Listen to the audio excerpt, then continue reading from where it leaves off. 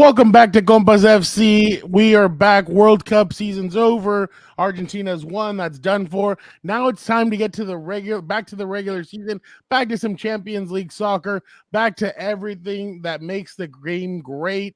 Obviously, we're talking this week EPL, the English Premier League is back. So obviously, Eddie Rodriguez is back. J.C. Cervantes is back. We're talking EPL, a lot of good stuff happening in the English Premier League. A lot of transfer talk is happening in the English Premier League, and we lost one of our one of the best soccer players of all time. So we'll be discussing all of that. First, let's start off with your guys' Christmas. How was your holiday, Eddie? That was great. Got my kids what they wanted, and I got some briefs and some chocolate. So it's great. Awesome, JC, your holiday? I never thought I'd be excited to get a sweater, but yeah, that happened. Shout out my Nina, got me a sweater for Christmas, and a few other ones. But great times, honestly. Good food, nice and full all day. I wanted seconds, but we ran out. It is what it is. And now it's time back on the pitch. Let's start it off right away. Arsenal. Obviously, they're the first team in. They lead the race right now in the EPL. Who would have thought?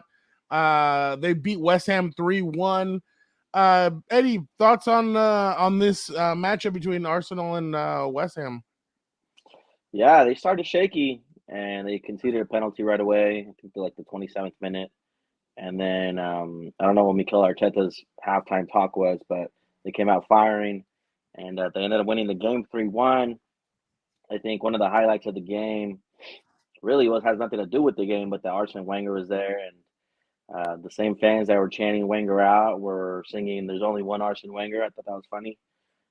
But overall, Arsenal has proven again that when it gets tough, they can get a result. So good for them.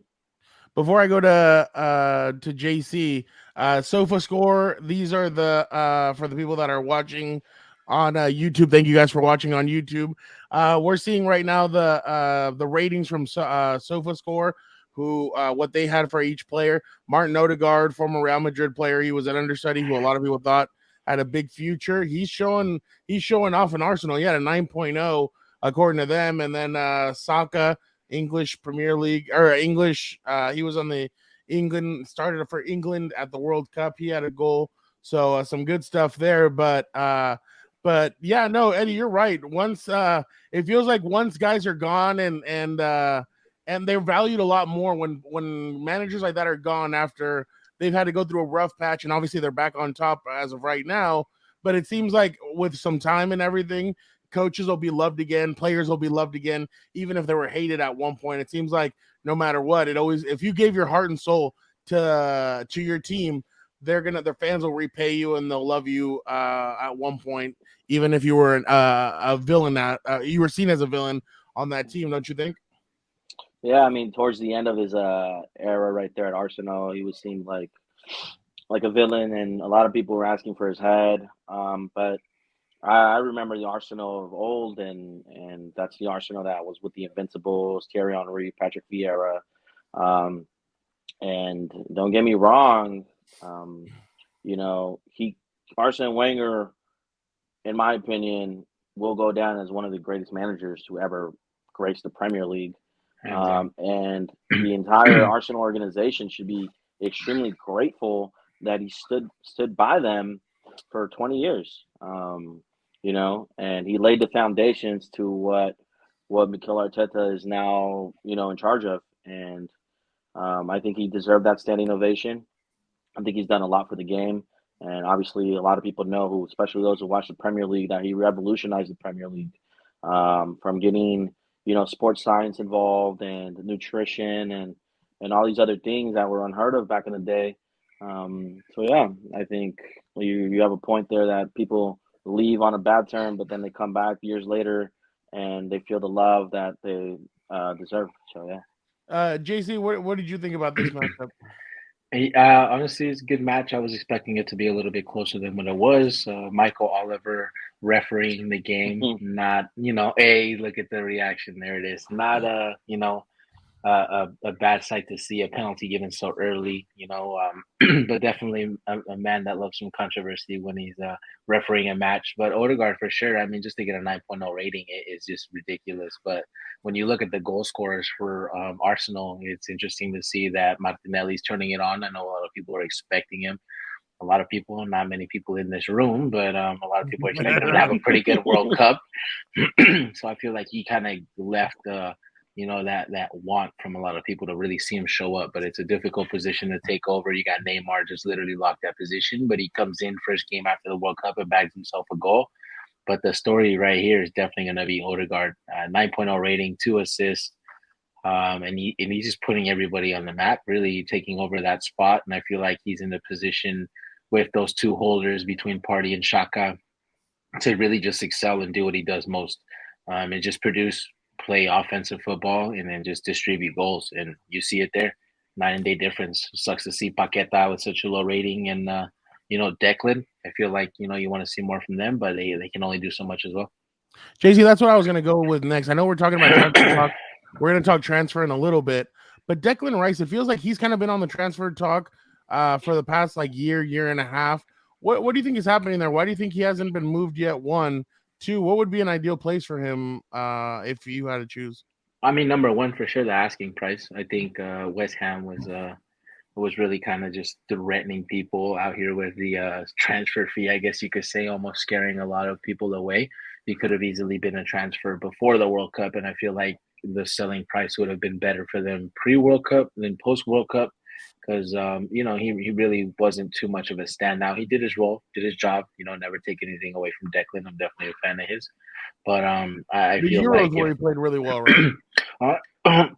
100%, yeah, and that's really where his stock really just skyrocketed to that triple-digit number. But it's just the market value at the end of the day, and sometimes you want to see more. But I think he's ready for a move, and West Ham needs to really figure something out soon, because big teams are going to come knocking anytime now. Eddie, can Arsenal keep this up the rest of the way? Do you feel like they can hold? They can keep on winning and beating. Obviously, keeping away from Manchester City. I think so. I think if you are injury free and keep the same core going forward, then you have a pretty good chance of taking the league. I think they have like a 5-point lead on City right now. So we have 5-point lead in the Premier League. That's a big lead. I think if you add 1 or 2 more players this January transfer window, then you solidify the squad a lot more, bring a lot more squad depth, and with squad depth comes competition, and with the competition, you keep players fit and mentally charged. I think we'll speak about that in a little bit, but yeah, I think in a wee bit, mate. Yeah, in a little wee bit, mate. But yeah, I think so. I think they can end the season with the title.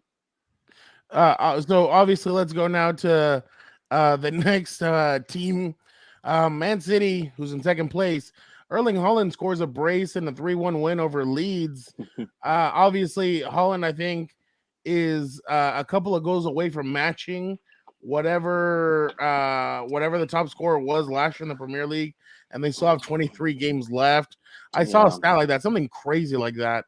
So obviously, Erling Haaland's playing great. J.C., what did you make of this matchup? I mean, it's just, I don't know. Leeds, if Leeds didn't score within the first 20, 30 minutes, it was going to be a very difficult game for them. And it showed. City kind of pressed them early, tried to get that goal early. They got it. And, that's kind of what everybody was expecting at that given time. So it's just you kind of wish to see a little bit more. I think they had the midfielder out, Adams. I was hoping to watch him play too, but for whatever reason, I don't know if he's injured or whatever it may be as to why he didn't play. But I know for sure he would have been a difference maker in that midfield for them. But it was just one of those where if Leeds didn't get on them early, it was going to be a difficult game because Haaland's just going to keep coming and going and going and going nonstop. And De Bruyne just knows one switch, and that's just launch it out to Haaland, and he's up there somewhere. He'll get it, and then he'll bag you a lot of goals. Eddie, there's there obviously nobody expected Leeds to win this game, but Erling Haaland, just how impressive has he been in your opinion, since he got to the Premier League? It's funny because we were always just criticizing him that he was bagging all these goals in Borussia, and we were just dogging the league, right? Oh, it's just the Bundesliga. Well, the Bundesliga tax went away, right? He's no longer playing with quote-unquote farmers. He's playing in the best league in the world, and he's doing it week in and week out. So I'm extremely impressed. I think he proved a lot of people wrong, but I'm more impressed that he's able to play in Pep's system because if, us that are familiar with Pep, he doesn't necessarily play with a number 9. He had Gabriel Jesus all these years, and he would never play him at a 9. So, it's interesting, and it makes you wonder what would have happened if Pep would have actually used Zlatan Ibrahimovic correctly when Zlatan was at Barcelona. Good for Erling. He's gonna smash the record. I feel like, with so many games to go, I think he'll beat Shearer's and Cole's 34 goal record that stands. So I think Erling will, definitely go past 34 Premier League goals for sure this season. I don't want to be that guy, but how much more higher do you rate a West Ham, a Bournemouth, a Crystal Palace, a Nottingham Forest, a Villa, a Wolves? How much higher do you rate those to those Bundesliga teams that he's playing against? I mean, I would say they're pretty equivalent because that's all who they've played, always getting favorable first half season. There's always shocks in the Premier League. That's what makes the Premier League so interesting is that you get these teams like a Bournemouth, like a Leicester, maybe teams that are not doing as well right now. They scored 6 on Nottingham. They just beat these big teams. So, he scored 6 on Nottingham. And then he went 3-3 when he played proved Newcastle. That he can do it in a rainy night in Stoke. So he's not really playing much. I don't know where this Haaland hate's coming from, guy, but it's not Haaland hate. I'm just saying. All right, give him some flowers. You're playing Brentford and Leeds. I think Fulham. Even Rashford scored on Nottingham. I don't know. Just saying. Referee. Everyone. I'm just saying. Referee. There you how go. much There's do your you rate? Rashford mention. There it is. How much more do you rate Nottingham versus who pick a team in the Borussia, in the Bundesliga? I mean, like how much better is Nottingham than these teams in the Bundesliga? Crystal Palace, Bournemouth, West Ham. So in the Bundesliga, Newcastle. we both know it's Bayern, everyone else fighting for the scraps, and that's it. And here we are. They haven't played any top flight competition. I would say it's Bayern, because they played City and they lost 1-0. Dortmund, and then where was Haaland? They lost. They played Liverpool and they lost. I don't know where Haaland hate's coming from, but I hope you enlighten us right now because it's not honestly, he's what is it, 20 Premier League goals and 15 appearances? That's crazy. Who is Robin Koch? Crazy. Who is Liam Cooper? Who are these defenders he's playing? How much more quality are they than the guys at the Bundesliga? Like really? Like I'm just saying they get off to these crazy leads in these Guardiola favored matchups all the time. If you look at every match that they've played since the start of the league, August 7th, they've played West Ham, Bournemouth, Newcastle. They tied 3-3. Leeds Nottingham played sometimes with They tied with Villa. Possession, and then the only thing that was missing was their end product. The only thing that was missing was their end product. The pressing was there. They were generating chances, but just couldn't finish them. And just look at the difference. Man City took the chances that they had, and they won the game. They played Ake at left back. How disrespectful is that to Leeds? They played Ake, a full-blown center back at left back. Come on, bro. Next, you're going to tell me Guardiola's a genius for playing Ake at left back. I'm not going that far. That's what it sounds like. He's playing Leeds. He's not playing. All I know is, one, you're hating on Haaland for no reason. And I'm two, not hating Rashford just saying stays that in your head, living rent-free. And I think we can move on to the next game, Fernando. No, hold on real quick. Frankfurt is still better than Leeds. Come on, like Stuttgart. Frankfurt, You're gonna tell me Stuttgart isn't better than Leeds? No. Okay. No. Before we jump over, there's been a lot of talk about Rico Lewis, the right back. Who is Liam Cooper? Tell me, please, because that's the center back that's in charge of covering Haaland. And what did he do? That's their captain. 5.5, man. Yeah, some captain. Worst rating on the team. Yeah, way to show up. So there's been there was some talk, I guess, about Rico Lewis. He's an 18-year-old fullback for Man City, and I Okay. guess that Pep is really impressed with him, and that he might be Yeah, all right.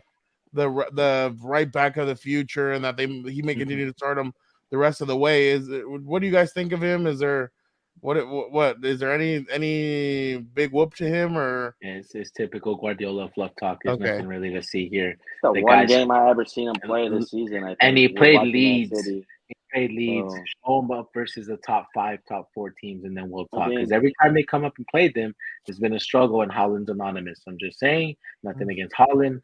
I just feel he's overused and he's overplayed. the Holland hate is crazy tonight. That don't push the narrative now. Relax now. I'm just saying the guy's okay. overused. He's got Too 6 much, goals versus dip Nottingham. there, buddy. How much are you gonna rate that? Like, how much better is Nottingham than Frankfurt? Okay. How much? Okay. I'm just saying. Okay. So let's head over to the next matchup. Newcastle thrashes Leicester City 3-0. Obviously, we all know about Newcastle. Newcastle has new ownership. They've thrown a lot of money into the squad. What have you guys thought? What did you guys think about this game? Well, I was happy to see the GOAT play again. You know, Almiron playing out of his mind. Let's go. It's a joke, guy. Relax. He's having a good season. He's better than Rashford for sure. I think. Relax. I think Newcastle right now, if I'm not mistaken, I think they're third in the Premier League, and I think they're the most informed team with, I think, 5 wins. Their last 5 matches, 5 wins. So most informed. Shout out Eddie Howe, who better than Man City, huh? By the way, when he was appointed manager, it was a little controversial. He wasn't getting the results that he needed to ensure survival, but he did it, and now he has his team flying. And this is reminding me of when he was coaching Bournemouth, and he had that team flying as well. So, you know, shout out Eddie Howe, and shout out them boys in Newcastle. JC? No, definitely. I really feel like their biggest signing for sure is going to be Guimaraes. The guy's just a machine in that midfield. He's really like he's their engine. The team really just goes. He manages the tempo. He knows when to turn it up, turn it down, all that fun stuff like that there. But he's really showing up well. But the big surprise here is Trippier with an 8.3. Who would have thought? A lot of people wrote him off. He didn't get any starts in the World Cup, and here he comes, first game back, captain for Newcastle, shows up at an 8.3. Not like the Leeds captain who just let Holland walk by, but you know, you're a Trippier fan now. You rating him? No, I'm just saying, there's captains show up for rating him. Okay, you're rating him. What's wrong with Trippier? They dropped the FIFA 23 Trippier card, and now he's a fan. Just so you guys know. Easy now. That's what's going on right now. Yeah, all right. I mean, it just says 8.3 there for Trippier. I think with good reason the man should be given his flowers, not, you know, getting put on a pedestal because he scored on Leeds. Name 3 defenders at Leeds. Go. Name 3 Leeds defenders. Go. I can't pronounce that guy's name. But Exactly. He's Dutch. Exactly. Liam Cooper. You can't. Luke Ayling. Yeah. Come on now. Nice.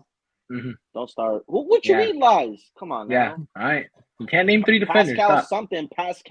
Yeah. I can't pronounce his last name. Yeah, exactly. That's all I need to know about that game. Don't but no, Newcastle definitely props to them. Nicky Pope showed up big. We were kind of hoping he would play in the World Cup. I was hoping he would play a few more games at the World Cup, but you know, it was what it is. Can Newcastle continue this also? Like, I mean, Newcastle's obviously brand new to the top 4 and everything. JC, do you think they can hold on with? They used to be one of those teams, you know, but I still think that they need to add a lot of pieces to compete. There's the teams that are really finishing top 2, top 3 in the league are spending a lot more money than they are, and I don't think they're done spending, but they just need to get the right players for their system because that's the number one thing. There's one thing to buy players just to buy them, like Guardiola likes to, and just leave like Jack Grealish on the bench just because you don't want him to beat you when he's playing on another team. But I think that they're making the right moves and they're filling a lot of voids that they have. And the big surprise, Almiron, honestly, nobody really, I guess you can really say nobody panned on him being the guy he is today and one of the most informed players in the Premier League. And, you know, props to him. The guy really put his head down, kept working, and he's just showing up big for his team. Eddie? Yeah. I mean, now JC's an Almiron fan. It's crazy. I don't know. He's all over the place today. But what are you talking about? Show them giving that flowers. I think They're due. the biggest shock here really is what happened to Leicester. Leicester was Oh, a come on. great team not too long ago. I think Brendan Rodgers did a fantastic Bro, job you call last them season great. when they won the FA Cup against Chelsea. At least he brought some silverware back to the club. I thought they were going on an upward trajectory. They brought in some new players. Tielemans stayed, and it just hasn't worked out. So what's going on at Leicester? I think that's the biggest question and the biggest takeaway from this game. I think Newcastle, with the new investment and the ownership, is going to stay competing for the top four for years to come. Again, they have players. They have a base of good players like Bruno Guimaraes, Almiron. If they're able to keep Saint Maximum and he can stay healthy. Saint Maximum. I was Oh wow, you don't rate him, guy? That's crazy. But I No, think I'm just saying you like Saint Maximum, but you don't they're like definitely in Pogba. the striker. There's definitely in the market for a striker. I don't For think sure. Chris Wood is your answer. 1,000%. Joe Wellington. And Joe Ellington is no longer a striker. They converted him into a midfielder, and I think he deserved a spot in the Brazil team. But Chicha thought differently. But you a Joe Wellington fan now? oh wow, I mean, okay. You're a fan now. I don't want to upset people with my hot takes, but drop a comment. You just pick favorites, mate. Don't worry about that. Oh, he's a favorite now. Oh, Joelinton's a favorite now. Okay, yeah. No, I said you just pick favorites. Isn't the owner from Newcastle the same owner of that NFL team? Or is it somebody else now? No, the Saudi Arabian investment. The group. I thought they had the Sheik out there. Maybe you're wrong. Yeah, it's a weird it's an investment, a public investment fund. Yeah, it's a mega project. I thought it was the Sheik. The Jaguars owner. Yeah. Let's move along to Tottenham. Brentford was up 2-0. Tottenham comes back and then ends up tying the game. J.C., thoughts on this matchup between Tottenham and Brentford? Definitely a fun game, man. You can really just sum it up in one word, Tottenham teams, man. For sure, a lot of Tottenham teams going on here. 2-2 versus Brentford. I'm pretty sure, it's only a couple more games before Conte fully goes bald again, thanks to these Tottenham results. But good to see your boy Harry Kane, Eddie, just show up and put on an old performance. I told you it wasn't coming home as long as Harry Kane and Southgate were there. And there I am, right again. Hot takes. Booyah. Isn't it crazy to see Sung with a 6.9? I just feel like the way that they're playing, it doesn't really kind of let him play that offensive way like he used to. But I mean, he's got a lot of wear and tear on him, man. He was really the go-to guy, and he's really kind of, getting used a lot. And it's a lot of games in such a short span, and he didn't have any games off versus South Korea. First time back, got to go out there and hit the Jets running. But no, definitely, I guess you could give credit to Tottenham for coming back 2-0. But you really don't go down 2-0 versus Brighton. But they beat United. Props to them. They're putting a fight up. They're playing every game like it's their last, and they're showing up great. But they just gotta hold out the result. You suck to see them lose that 2-0 lead, but it's the worst result in football, 2-0. So it's the most difficult result to close out. Eddie. What is it with Brentford and Thomas Frank always getting the lead on these games and then blowing it, I think. No credit to Tottenham. I think it's just a history of Tottenham. Always out here, getting poor results and then blaming the manager. I think Antonio Conte has had enough of Tottenham. I think he wants out before he goes bald, like JC says. Again. And his hair extensions start falling out. But, I'm glad to see Harry Kane back on the score sheet. Ivan Toney scored. Oh, make Brentford. Up your mind. Are you a fan or not? Shout out. Jesus Christ! All of a sudden. I'm just saying. I think Tottenham haven't really showed me that they deserve to be in the top four. So if they continue playing like this, I don't see them getting into the top four. Especially not how Manchester United's playing, how Man City continues to play, how Arsenal keeps dominating. And how Chelsea's getting results, and Newcastle's in the race as well. So, it's going to be definitely tough. You see, he's on the way. He's on the way, man. Yeah, that's Inter Milan Conte, Tottenham Conte. I thought you The guys were prem, gonna kick out of it. the prem is not for everybody, man. Them, but look at that. He's on the way. Your boy Harry Kane keeps missing his goals. The hair extensions are gonna, give out. It's happening. So obviously, we'll move on to the next game because this is what I'm excited for. Manchester United beats Nottingham Forest 3-0. Because you're shaking your head, I'm gonna let you go first. JC, what did you think of this matchup and the game and the results? Oh, it was an execution game. They really just had to go out there and handle business, and they did. Not really too much to hype. It's the last place team in the league. You can't really, really hype yourself up and start shooting high fives left and right for being the last place team. You just go out there, get your job done, and you get out. And you see a couple players show up on the stat sheet. Good to see Martial get a goal. Good to see Rashford get a goal, so he can hopefully, keep his confidence a little high because he's a little fragile China doll. Okay. As soon as any little thing goes wrong, there he goes with a million character Instagram post and a whole lot of pictures. But I was hoping to see a little bit more from Anthony, but they're just playing the ball overloading on the left. They didn't have an answer, but I really like the setup though. Luke Shaw at center back, that was for sure my favorite thing to see this game. He and Casemiro really just kind of linked up real well. Relieved a lot of pressure from Varane because he's coming back from that injury in France. I don't think he's 100% fit, but good to see him not get overworked for once. And then just a lot of positive things. Eriksen and Bruno really just manipulating, time on the ball. And you really see Eriksen kind of yell at Bruno and tell him to slow down and relax. And it's good to see, they're clicking up real well. A lot of tactics. I'm really happy for Eriksen coming back, especially after what happened to him at the Euros and everything. I'm glad, and he's really found a home, I think, in Manchester United. I think he's done really well for them. Eddie, do you want to go with your left winger or do you want to go with your center defensive mid? What way are you going to lean? For man of the match? No. Just right now, who do you want to talk about? We could talk about whoever. I think we talk about Casemiro. I think Casemiro. Talk to me about the former Real Madrid player. Give me a little something about him. Look, wow.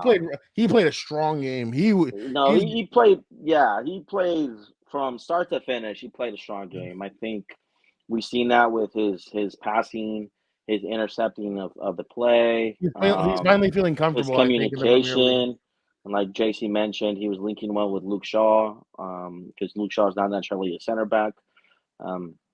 I think we saw the Casemiro that everyone saw at Real Madrid and knew that this is the way he can play. And get him players around him that can play like he plays. And, you have a real strong midfield. And deservedly so, he won man of the match. Some of the negatives I took away from the game were Malacia looked out of place, super poor. Harry Maguire came in and looked lost and ready to give up a penalty. I thought Anthony. I'm not even looking at his rating. When I was watching the game, I thought Anthony was way too reckless with. Sure, and I was going to go there too. I think Anthony was a little poor. I think his decision making was not up to speed with the rest of the team. But some of the positives were Wan-Bissaka getting an outing and looking solid again. Looks like he's got his confidence back. I think Ten Hag is realizing that he's going to need him for the remainder of the season. I don't think he leaves in January. Lisandro coming back to training this week. I think that's a positive. Rashford getting a goal and assist. That's always a positive. It's like Ten Hag has, worked his magic and has the kid firing again. Hopefully he does the same for Jadon Sancho. Martial getting a goal and being involved, even though he didn't look too happy coming off. And then, I like that he took Varane out, but I didn't obviously like that Harry Maguire replaced him because, yeah, he looked shaky at best. So, overall, great game from United, great game from Casemiro, and they move on. JC, is this the lineup that you basically expect to kind of see? Mostly, let's talk more about the front line from Casemiro and Eriksen up. Is this kind of what you expect to see moving forward, JC? As of now, yes. They, I think they ran the same lineup versus Man City, and they go too well. But just a lot of pieces weren't really set in the right places. I personally wouldn't mind seeing Luke Shaw or Wan-Bissaka keep playing in that center back position. Two guys who've done it before, so why not experiment if we're not going to go out and buy a center back? But for sure, you need a striker. Martial just looks so out of place, and he doesn't really look to have that much of an urgency to get his head back in the game and to get back up to game speed. I feel like he's still just playing based off of his talent level and how good he was at Monaco, I don't think he's really making an effort to take that next step. Like, this would have been a great game to see him show up like Rashford did, and score at least a goal versus the last place team in the league, a quality goal, and have a better performance. But, it's just that's definitely the lineup from here on out. If we can, share the ball a little bit more with Anthony and get a little more serious, it's just small tweaks. But I think definitely that midfield there is going to be a strong base. They need to get another striker come January before it ends. Eddie, what's up with Sancho?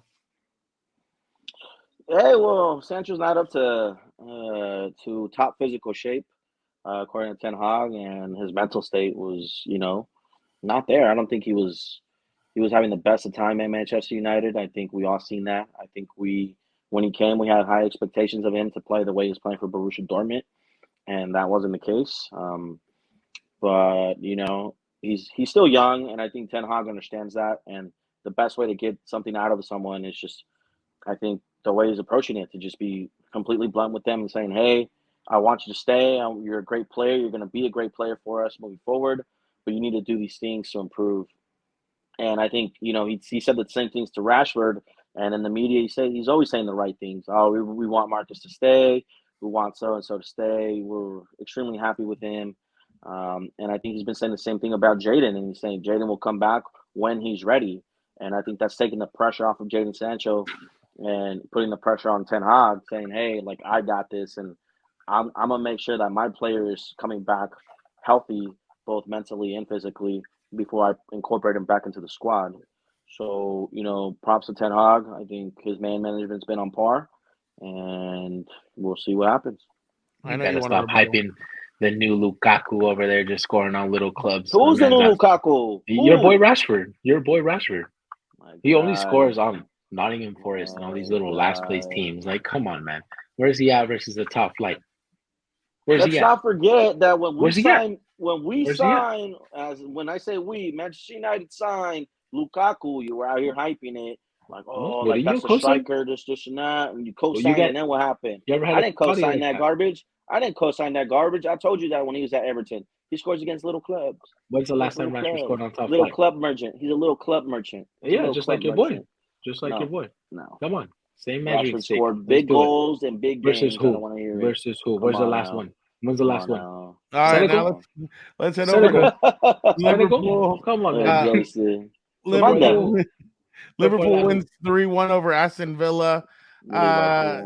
Eddie, what did you think about this matchup between Liverpool? Still out, they're out of the top. They're out of the top of the Premier League right now. They're down at in sixth place behind Manchester United. But what did you think about this game? I think overall it was a boring game. I have an aging midfield. They do need some help on the offensive side. We've all seen that since Sadio Mane left. The production just hasn't been there. I think Darwin Núñez has become a meme. I don't think he's justified his price tag. I think he's looked suspect at best. His finishing is horrible. His positioning is okay. He could even. Yeah, I don't know how he's getting any playing time right now for Liverpool. I don't know if that's due to injury or just Jurgen Klopp just, losing it completely. But whatever it is, I hope they get Darwin Núñez firing the same way Haaland's firing. JC, what do you think?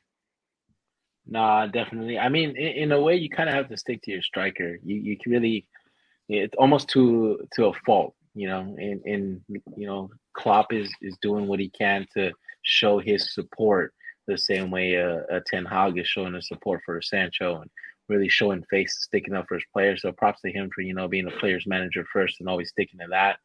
But I mean, he's not really in the best favorable place to really produce at his level. And it almost looks like every time he goes to shoot the ball, he's overthinking it. He's literally overthinking absolutely every single play he makes. He's always looking around to see if somebody else is open. And when you're a striker, you just have to be in the box and shoot and finish. It's all instincts half the time. More than half the time, you really don't even have time to look up and see where the net is. You just have to, based off of pacing, know where it is and just have the shot. Salah with an 8.0 game, give me a break, But Oxlade-Chamberlain playing left wing. I really feel like they're grasping at straws, and that's why they really went in there and swooped a striker right now, actually. And he made it out, just waiting for the medical to clear.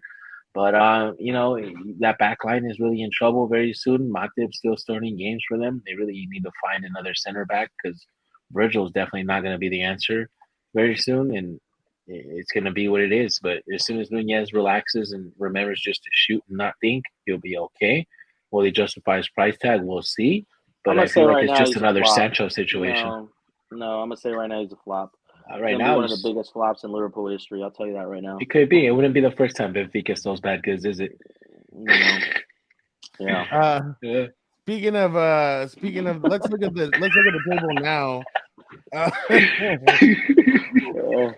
Let's look at the table. Arsenal leads with 40 points. Manchester City 35, Newcastle 33, Tottenham 30, Manchester United right behind them, 1 point behind.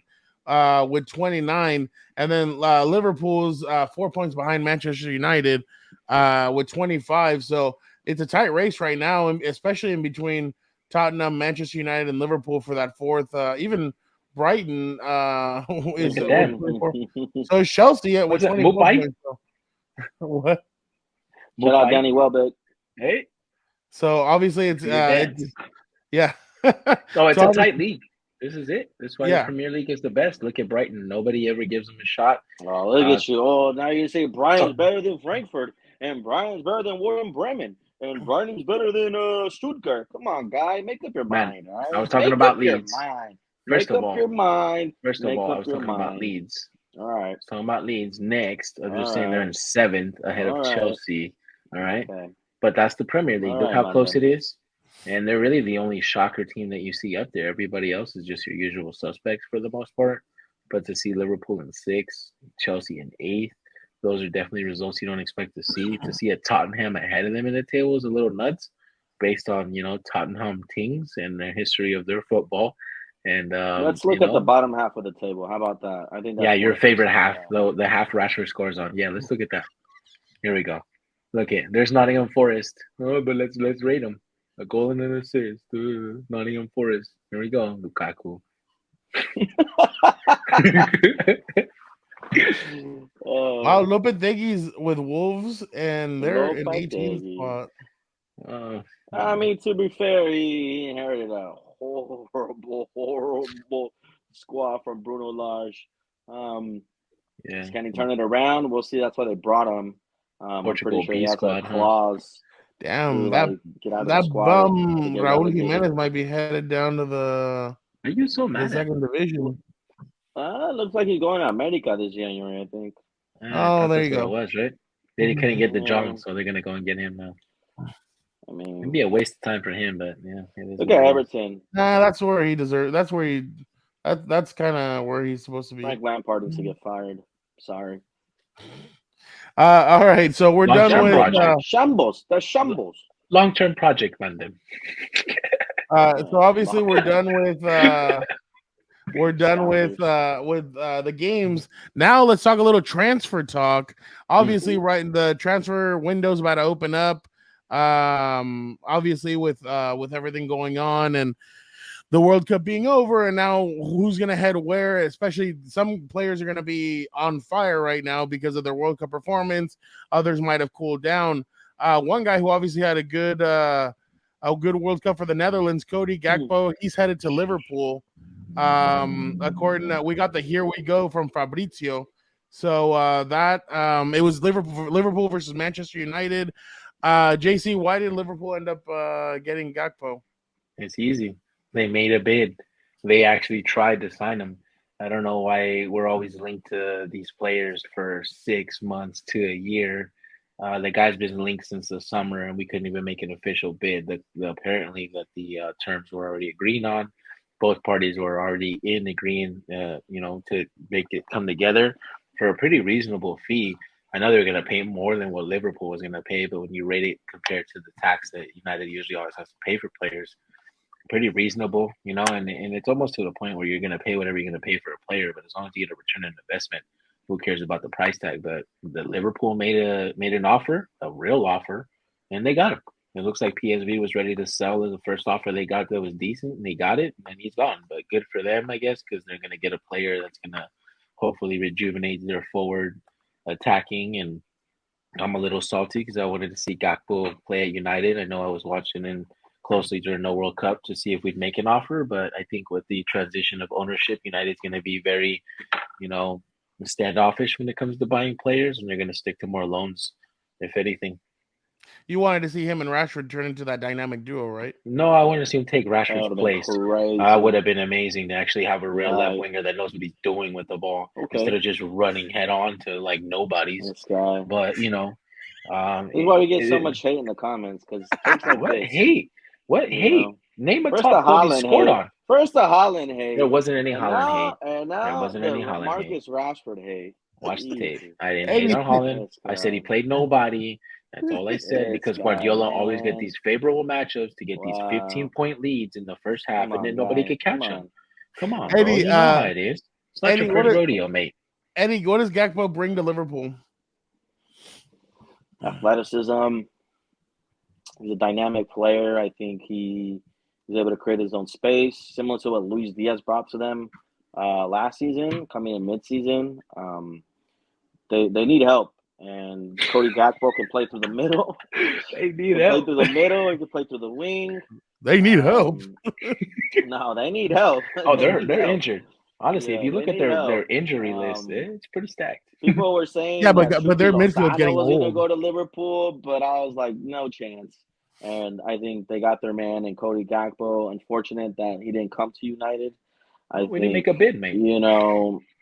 whatever the case may be, I think the signs were pointing that he was going to come to United. Even Ruud van Nistelrooy came out and was hinting that he was coming to United.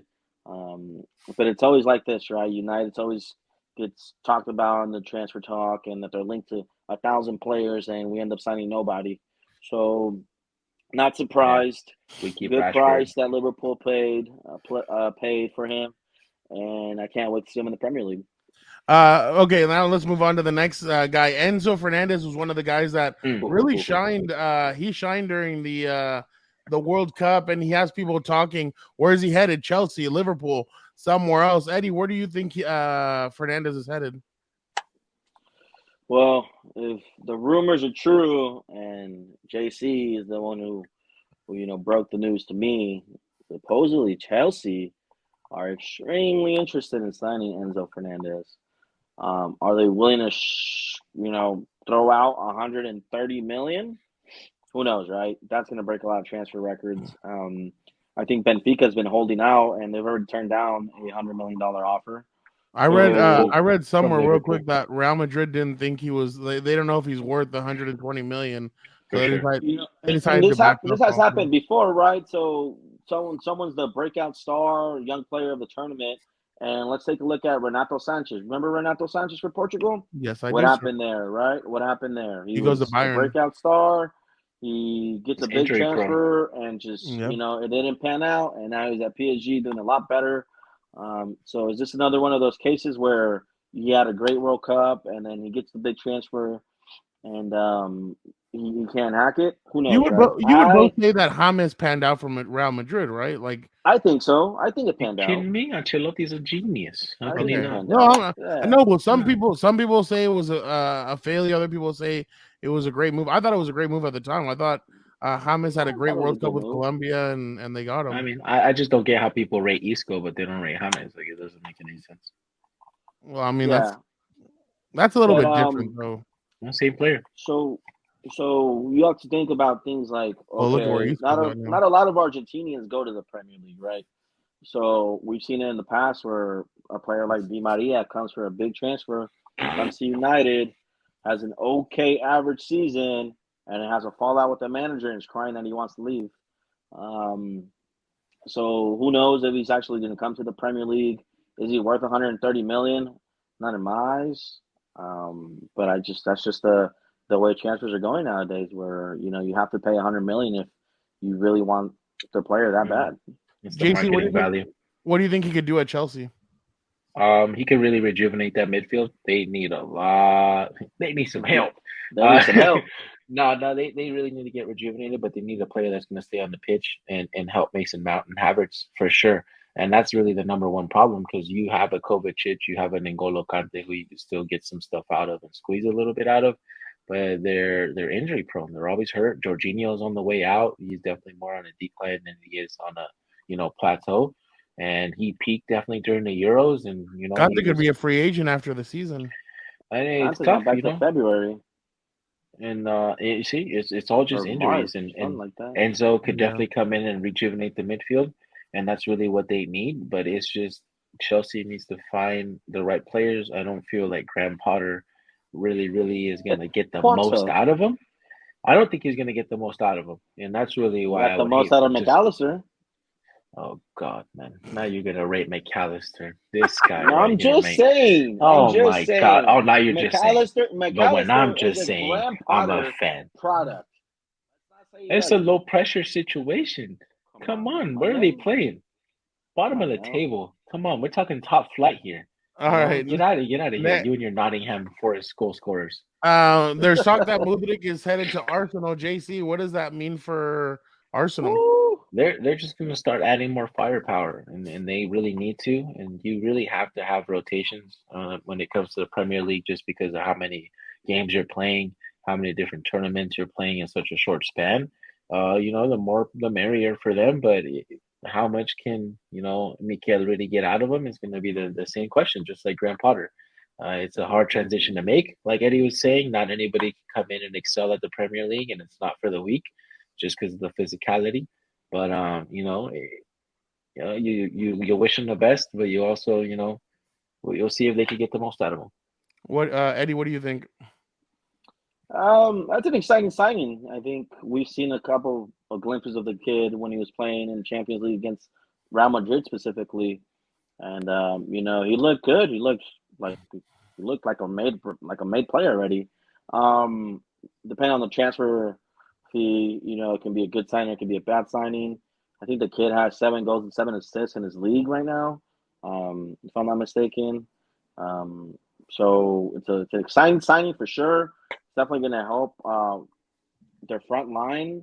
And like JC said, it's all about squad depth and rotation. Obviously, another guy. Chelsea's looking to add a forward, and Christopher Nkunku.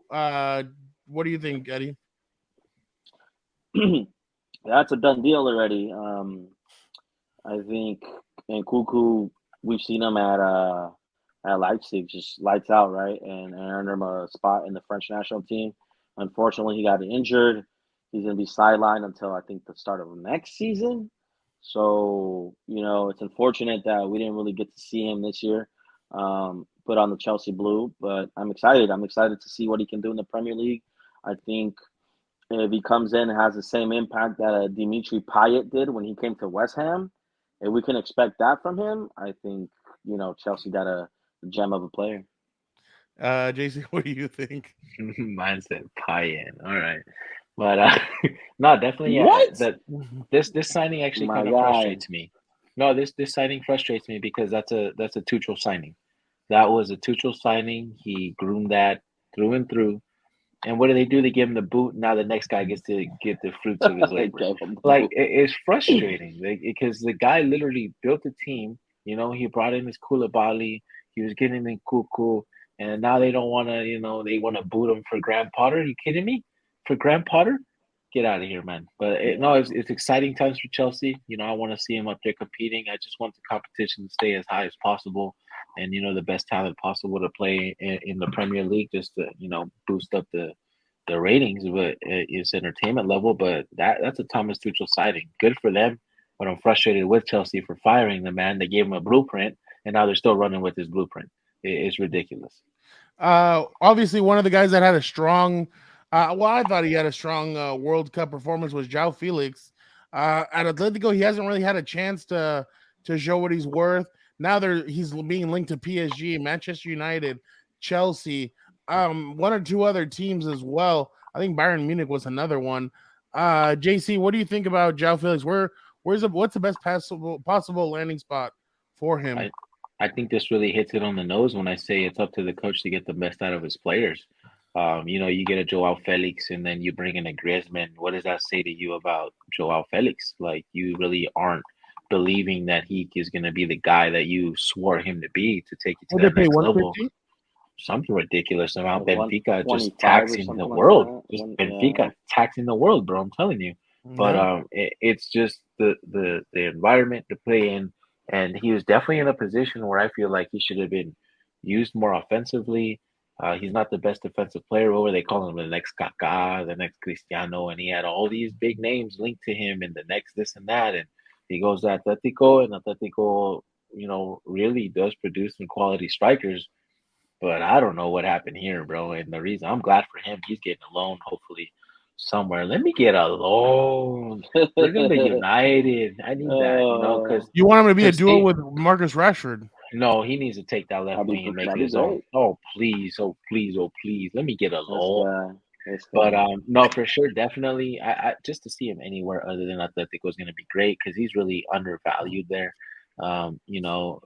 It's time to get some fresh air for that man. I hope he gets that move soon.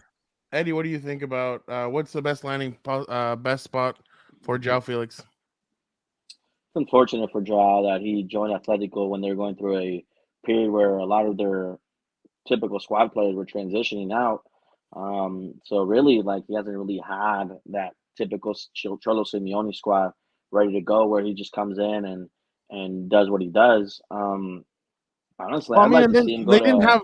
He was kind of the guy when Griezmann went to Barcelona, and then all of a sudden they bring Griezmann back, and it's like, well, only one guy can control the ball the way they have to, and I mean, obviously, Cholo's chosen Griezmann to keep on doing that. But that's the thing with the Cholo system. It just makes everybody drop back and play defense and just hold all 11 back. Like, my man, who's going to score goals? He called it wrong on this signing, right? I think he was never the type of, like, his profile never fitted his system.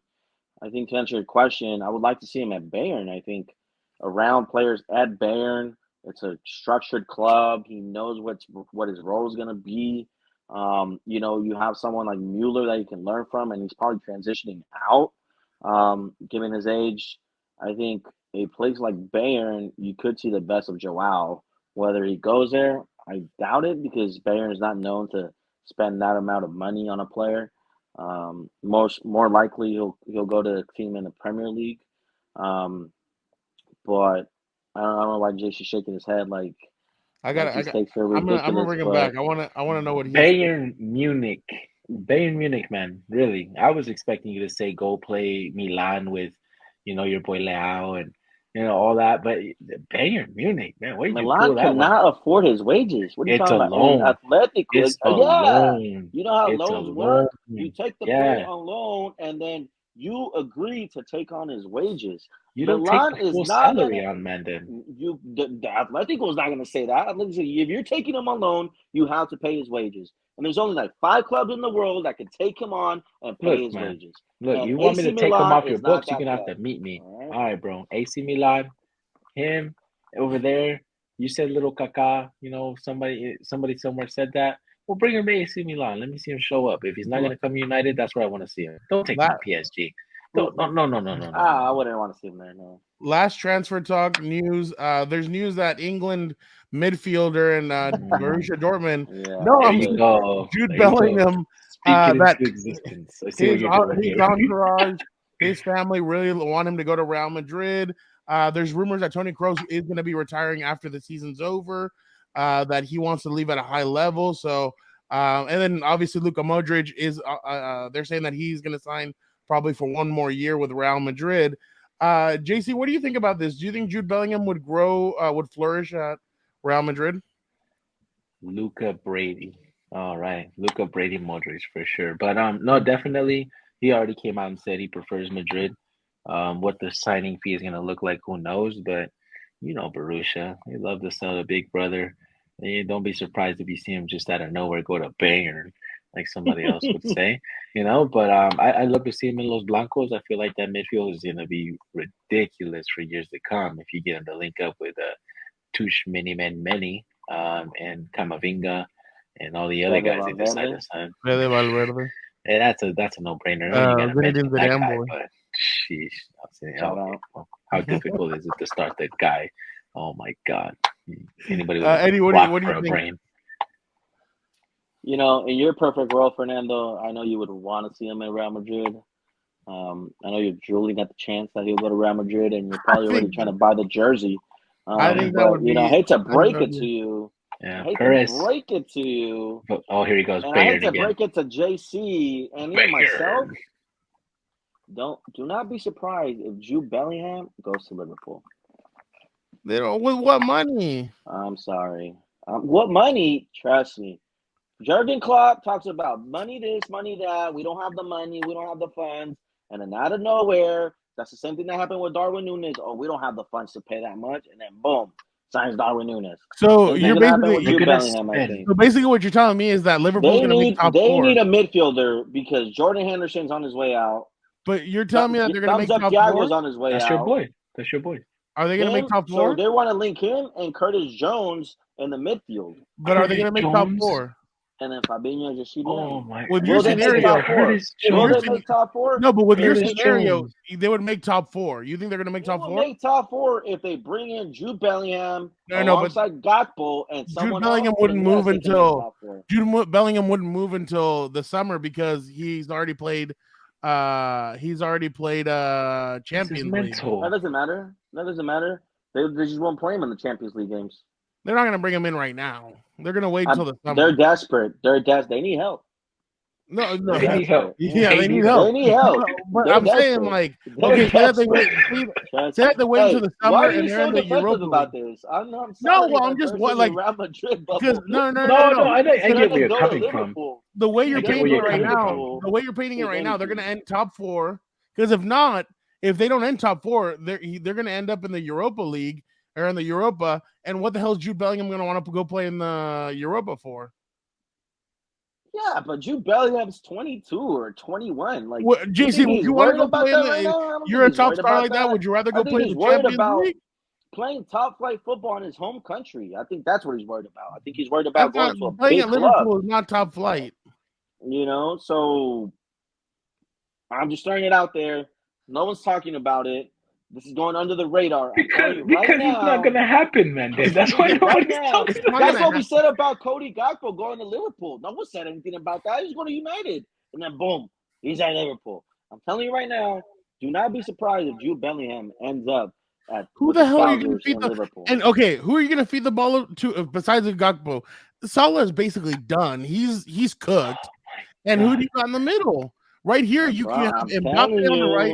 You're gonna have Mbappe on the right side. You're gonna have or left side. You're thinking about you're gonna have Vinicius on the where you have Mbappe on one side, Vinny on the other. Mbappe's gonna this World Cup. This World Cup scenarios. You said this Liverpool. World Cup showed Mbappe where he That needs to be. That is a dream scenario. No, it's not. No. How is that more realistic than Chelsea? It's way more realistic. How is that more realistic way than Chelsea? More realistic. Wait, what? If Chelsea are going to spend 130 to get Enzo, they're not going to spend another 130 to get. You think if the rumor's not out for 130 for Enzo, they're going to drop 130 on Jude?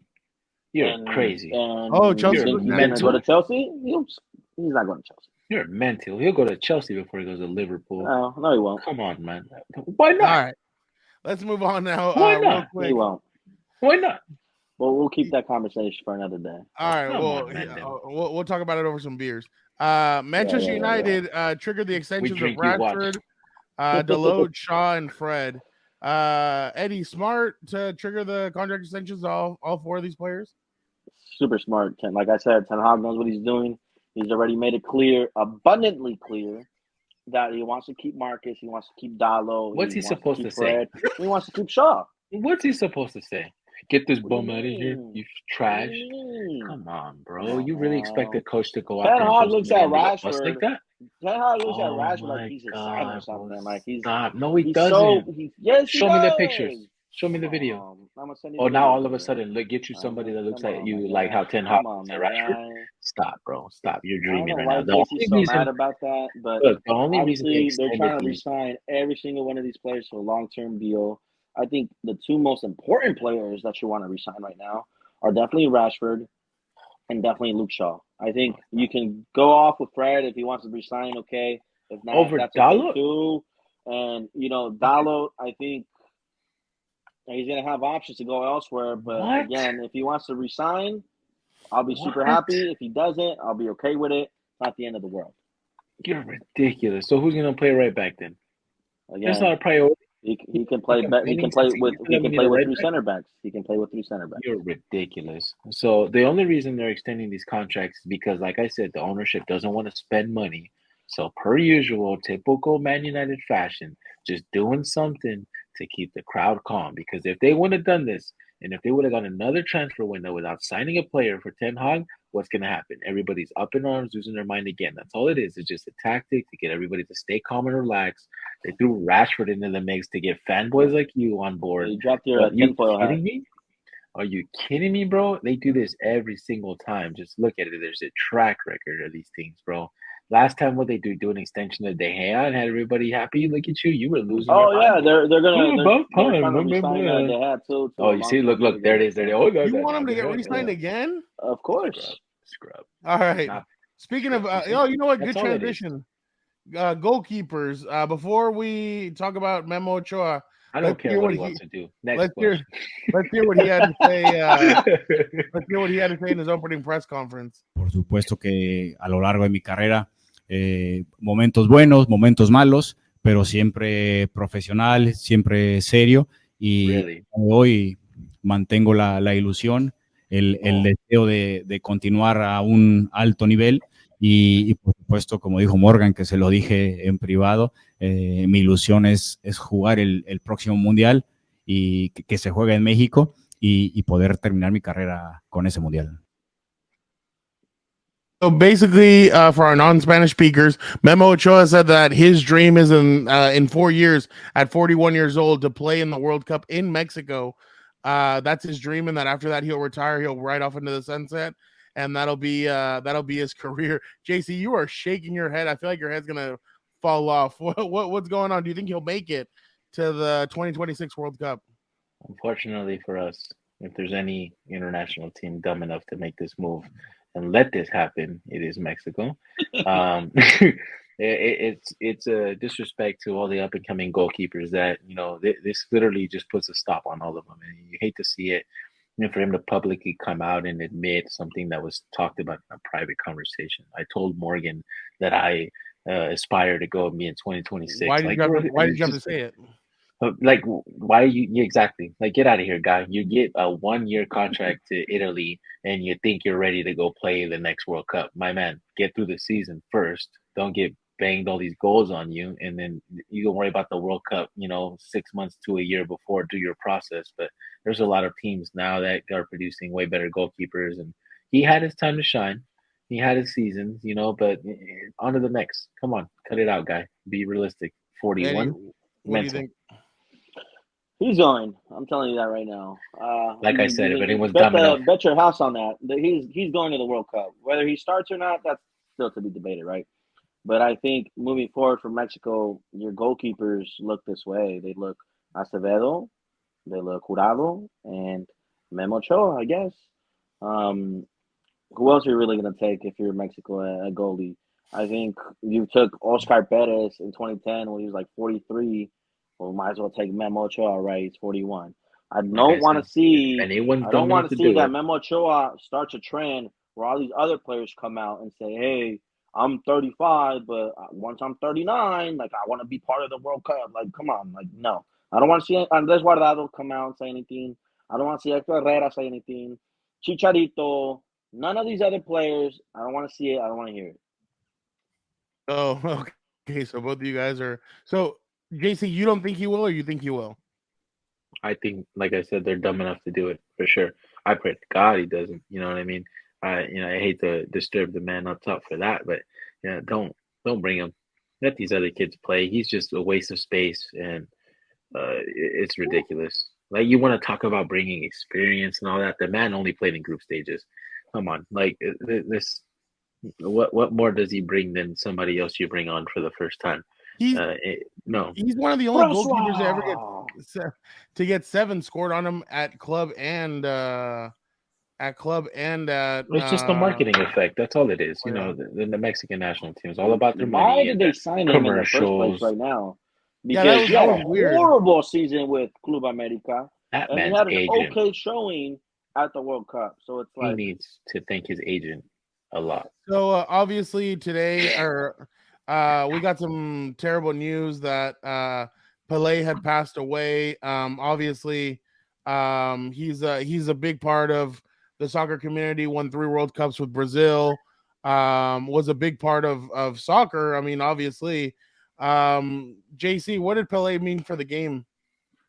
Definitely shined a big light on Brazil, and he really started a trend of football when it comes down to, the adversity he had to put up with. And he definitely was a groundbreaker for a lot of things and dealt with a lot of racism. It's a tough time to play, especially, certain tones of skin weren't really welcomed, unfortunately, but he broke that, took those barriers and carried that backpack with honor. And he represented his country at the highest level possible, at the youngest, age possible as well. And, I hope he rests in peace. He definitely earns his place on the one of the Mount Rushmores of football. But definitely, rest in peace to him, and his impact on the game is going to be, spoken of for years to come. Eddie? yeah, I mean, he was a trailblazer. I think a sporting icon. Even played here in the States for the Cosmos. Well, what Pelé means to the world of soccer. Um, it's hard to describe, right? But he brought that joga style of play and made it, I guess, in a way acceptable. I think he was always playing with a smile on his face. And, when we think about Brazil and Brazilian soccer, one of the first things that pops up in your head is Pele, right? There's certain athletes that throughout time get these almost like mean praises where, for basketball, it's Kobe, right? You shoot something to the trash can and say, oh, Kobe. Or when you're playing soccer, you say, oh, Pele, Pele. So rest in peace. I know all of Brazil is hurting right now, and our thoughts and prayers and condolences go out to his family. Man, it's crazy. I know he wanted to make it to the end of the World Cup. He was able to make it, and now he passes away. And obviously, like you guys said, big part of the game. I mean, you don't know, like you come into the soccer world, and the first names you hear are Pele, Maradona. Obviously, 2 legends that have already passed away, but those are the 2 main names that you hear when you start listening and talking about soccer. Then you hear about the Ronaldos, the Ronaldinhos, and the Sergio Ramoses, and obviously all these other players. Well, I mean, I just threw Sergio Ramos in there because that was the first name that popped in my head. But you start hearing about obviously these legendary players, coaches, and everything. And obviously it started with Pele. It's like you said, Eddie, when you shoot, when you kick, obviously Pele is the first one that comes to your mind and everything. So it's sad that he passed away, but I hope he's resting. I hope his family finds peace. And obviously he was a big part of the game. He changed the game for the whole world. So definitely an ambassador of the game, I would put it that way. You said what? An ambassador of the game. Yep. No, and I mean everybody. I mean Ronaldo, Cristiano Ronaldo, Kylian Mbappe, and Neymar shared a heartfelt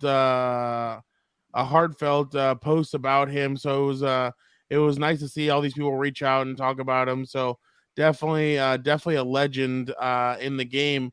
But obviously, we didn't want to end on a sad. It's not a sad note. It's an expression of life. I mean, the guy was bigger than life. He played the game the way it was, and we're not sad about it. We're more representing him and showing what he did. So this isn't a sad note to end on. It's a happy one because of the life that he lived. 82 years.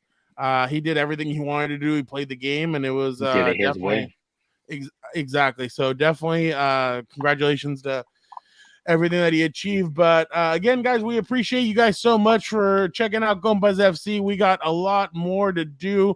We'll be breaking down the EPL's games from this weekend next week, so be on the lookout for another episode. Obviously, transfer rumors are going to start getting hot and hotter, so we'll be on that as well. If there's any breaking news, we'll try and see if maybe we can squeeze in a quick episode. You never know, but definitely appreciate you guys so much for rocking with us. Another great episode of Compas FC. Guys, don't forget to go check out What's Up Bolts. Dan and Dago and I have a special guest, Alberto, to break down the Rams game. Chargers have already clinched a playoff spot, so we thought we'd do the whole episode with Gilbert to explain to us who is this new Baker Mayfield, and should he stick with the Rams or should he go somewhere else after the season's over? Man, to the Jets. I don't know about that. I actually said that I think he should stay one more year under Sean McVay's system and learn. Oh, don't hype that guy up. Come on, man.